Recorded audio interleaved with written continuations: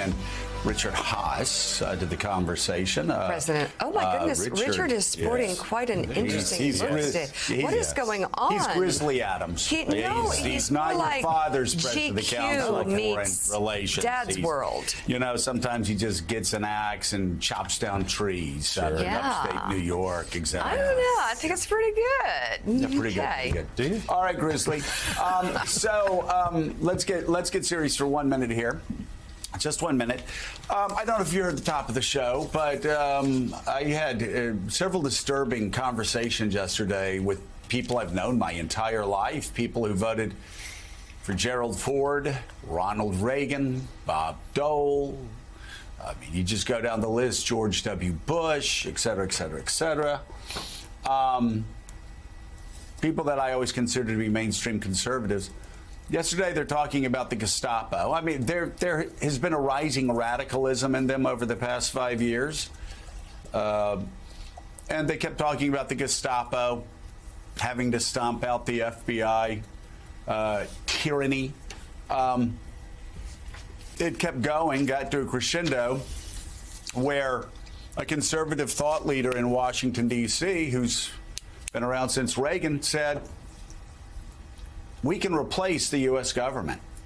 Wrote that down to me as we're going back and forth. He said, well, you know, Joe, the U.S. government's not sacrosanct. We can replace the U.S. government. And started talking about revolution. And, Richard, I wanted to talk to you about this before we got to Afghanistan, because you're in a unique position to comment about where the federal government is, where the United States of America is on the world stage. And this is just absolutely crazy. We right now, and I know it's hard to believe because Washington is so dysfunctional, we are stronger as a nation by comparison to other nations than ever before. We're the strongest economically by far, the strongest militarily by far, the strongest culturally by far, the strongest diplomatically by far, the strongest comparatively to every other country, stronger than we were in 1945 when we were counterbalanced by the Soviets, stronger than we were in 2000 when a rising China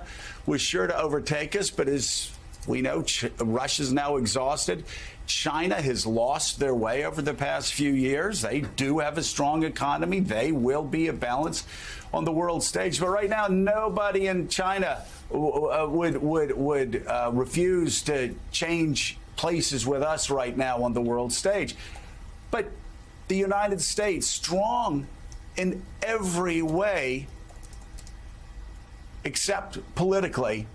And we have mainstream Republicans saying that the U.S. government can be replaced because a moderate from Delaware won a presidential election?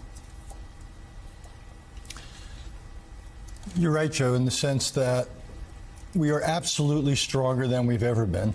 And when one looks at Russia, Russia's a Potemkin country in many ways. It's got a Potemkin military. China is facing all sorts of headwinds. Indeed, I think it explains its increasingly bellicose foreign policy. It is something of a political distraction as economic growth fades and fades. But our ability to function on the world stage begins with a prerequisite, with an assumption, with the foundation, which is the stability of American democracy. It's our ability to get things done at home. It's our ability to essentially be able to act collectively. And that's something that's necessary to deter foes. It's something that's even more necessary to reassure partners and allies. They have got to operate under the assumption that we are predictable and we are trustworthy because they've put their security in our hands. And what's going on here at home now is a much bigger threat to us than anything emanating from Russia or China or North Korea or Iran or terrorists or climate change, you name it.